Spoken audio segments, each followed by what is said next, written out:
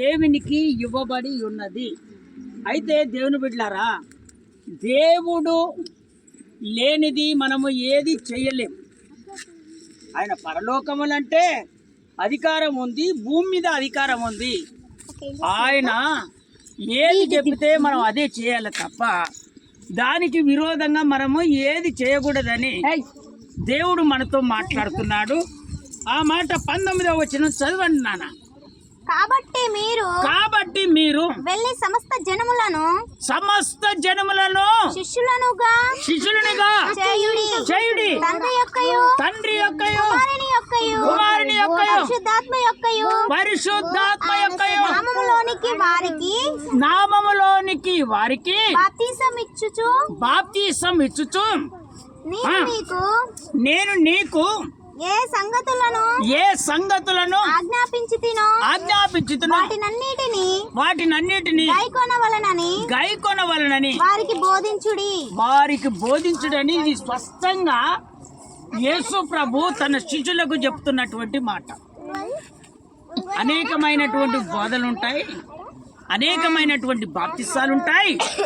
అందుకనే శిష్యులారా, ఇదిగో పరలోకములో భూమి మీద నాకు అధికారం ఉంది కనుక ఎవరు చెప్పినా మీరు వినకండి, ఏది చెప్పినా మీరు వినకండి. ఆ బోధ అంటారు, ఈ బోధ అంటారు, వింటున్నావా? ఆ బాప్తిసం అంటారు, ఈ బాప్తిసం అంటారు. ఇవన్నీ ఏవి మీరు చేయకూడదు. నేను ఇప్పుడు చెప్తున్నానటువంటి బాప్తిసం ఏంటంటే తండ్రి యొక్కయో కుమారుని యొక్కయో పరిశుద్ధ నామములోనే బాప్తిసం ఇవ్వాలి. ఇది కరెక్ట్గా నేను మీకు చెప్తున్నాను. దీన్ని ఫాలో అయ్యి మీరు నడుచుకోవాలని శిష్యులకు దేవుడు చెప్పాడు. అదే ప్రకారంగా ఈరోజు దైవ సేవకుని ద్వారా, సంఘము ద్వారా ఇప్పుడు బాప్తిసం తీసుకున్నటువంటి వారికి దేవుడు అదే చెప్తున్నాడు. మరి ఈ బోధ కావాలన్నా, ఇంకా అనేకమైనటువంటి బోధలు ఉంటాయి. ఆ బాప్తిసం కావాలన్నా లేక ఈ బాప్తిసం కావాలన్నా, ఏది ప్రభు చెబితే అది చేస్తావా, ఎవరు చెబితే అదే వింటావా? మిమ్మల్ని అడుగుతున్నాడు దేవుడు. ఏది చెప్తే అది. ఆయన తండ్రి యొక్కయు కుమారుని యొక్క పరిశుద్ధ నామంలోనే మేము బాప్తిసం తీసుకోవాలి.